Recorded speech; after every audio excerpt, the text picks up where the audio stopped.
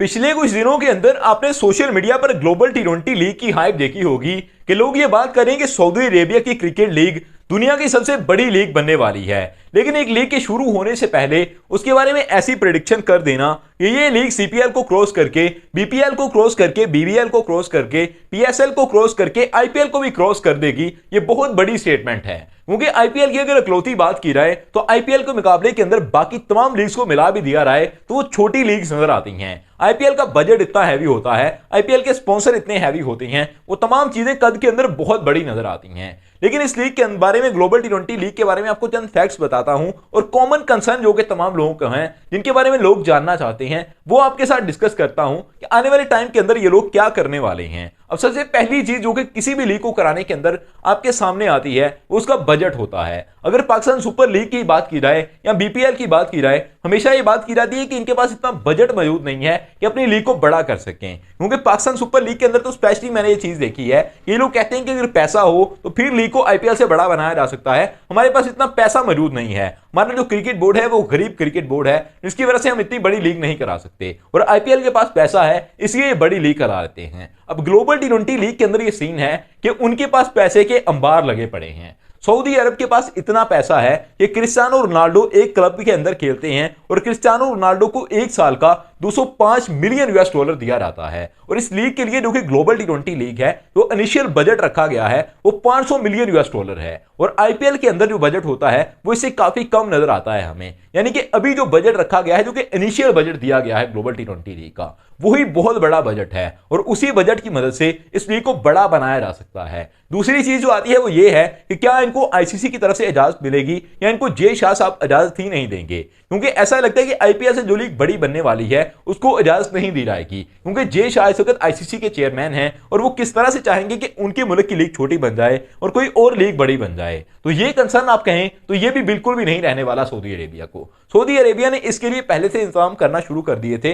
पिछले साल जब ऑक्शन करवाया गया था आईपीएल का, तो वो सऊदी अरब के अंदर ही रखा गया था। लोगों ने तभी बातें शुरू कर दी थी कि ये एडवर्टाइजमेंट की जा रही है ग्लोबल टी20 लीग की, और सऊदी अरेबिया वाले जे शाह साहब के साथ अपने तल्लुकात ठीक कर रहे थे और इनके तल्लुकात काफी अच्छे चल रहे हैं और इन्हीं अच्छे तल्लुकात के चलते हुए इनको परमिशन मिल जाएगी। वैसे भी आईसीसी के पास कोई जवाब नहीं होगा जिसकी बेस पर रोका जा सके, जिसकी बेस पर यह कहा जा सके कि सऊदी अरेबिया ये लीग नहीं करवा सकता। सऊदी अरेबिया लीग तो करवाएगा और जरूर करवाएगा और आईसीसी इनको इजाजत भी दे देगा। लेकिन फिर दो चीजें ऐसी आती हैं जिनकी वजह से मुझे लगता है कि आईपीएल से ये लोग नीचे रह जाएंगे। इनका कद काफी बड़ा हो जाएगा, बाकी तमाम लीग्स को काट देंगे, पैसा ये बहुत ज्यादा लगा देंगे, अपनी तमाम चीजों को आलीशान कर लेंगे। लेकिन दो कंसर्न इन्हें रहेंगे। पहला कंसर्न तो यह है कि इंडिया के प्लेयर यहां पर आएंगे या नहीं आएंगे। अब इंडियन प्लेयर्स किसी भी लीग के अंदर जाकर नहीं खेलते, सिर्फ आईपीएल के अंदर खेलते हुए नजर आते हैं या इंडियन टीम के अंदर खेलते हैं। उसके अलावा उनकी डोमेस्टिक क्रिकेट है कि वो एक रोजा क्रिकेट खेलें, अपनी 4 रोजा क्रिकेट खेलें, वो डोमेस्टिक क्रिकेट खेलेंगे। लेकिन वो इंटरनेशनल लीग्स के अंदर खेलते हुए नजर नहीं आते,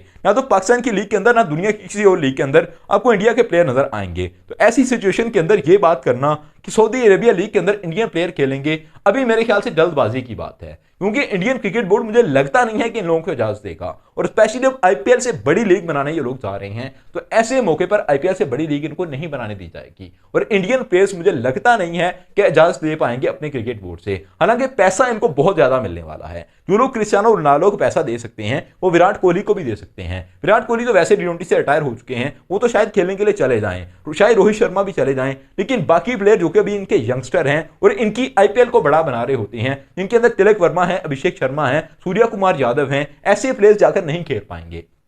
तो इन प्लेयर्स के ना होते हुए फिर ये लीग इतनी बड़ी नहीं बन पाएगी जितनी इसको बनाने की कोशिश की जा रही है। और इससे भी जो अगली चीज आती है वो थोड़ी और कंसर्निंग है कि इस लीग को किस तरह से कराया जाएगा, इसका स्ट्रक्चर क्या होगा। अब जो लोग इस लीग को करवाने वाले हैं वो मेरे ख्याल से इतने प्रोफेशनल नहीं है, उनको इतनी ज्यादा क्रिकेट की समझ नहीं है कि किस तरह से एक लीग को ऑर्गेनाइज किया जाता है। अमूमन जितनी भी लीग कराई जाती है दुनिया के अंदर, उनको ऐसे करवाया जाता है कि वो एक ही जगह पर कराई जाती हैं और उसके अंदर ये होता है कि जो मैच होते हैं वो 2-3 महीने के अंदर ही कंप्लीट कर दिया जाते हैं। और आईपीएल दुनिया की सबसे बड़ी लीग मानी जाती है, उसके अंदर जो टाइम होता है वो भी 3 महीने का होता है कि 3 महीने तक आपकी लीग चलनी है, उसके बाद लीग खत्म हो जाएगी। लेकिन ग्लोबल टी20 लीग को इस तरह से स्ट्रक्चर किया जा रहा है, इस तरह से इसकी डिजाइनिंग की गई है कि मुल्क के कई हिस्सों के अंदर इसके मैचेस करवाए जाएंगे और साल के कई हिस्सों के अंदर इसके मैचेस होने हैं। टोटल 8 टीमें इसकी बनाई जाएंगी, तो मुख्तलिफ कंट्री से प्लेयर लेकर 8 फ्रेंचाइज को डिजाइन करके बना दी जाएंगी उसके बाद उनके जो मैचेस होने हैं वो साल के कई हिस्सों के अंदर रखे जाएंगे। फाइनल मुकाबला सऊदी अरेबिया के अंदर ही होगा,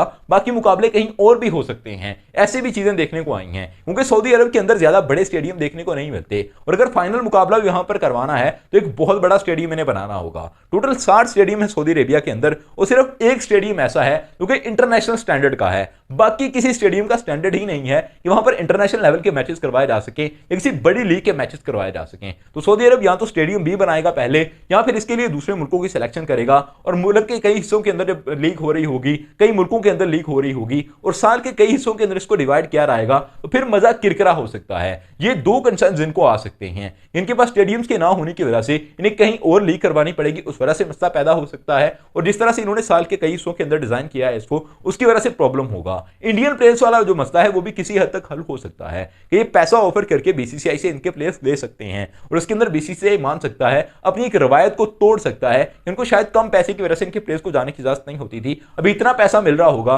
तो इजाजत दे देंगे अपने प्लेयर को जाने देंगे। लेकिन जो मसला स्टेडियम्स का आ रहा है ये काफी बड़ा मसला है। आपको क्या लगता है कि ग्लोबल टी20 लीग क्या करेगी? कमेंट करके अपनी राय का इज़हार जरूर कीजिएगा। Subscribe channel for more videos. Thank you all of you to be with us.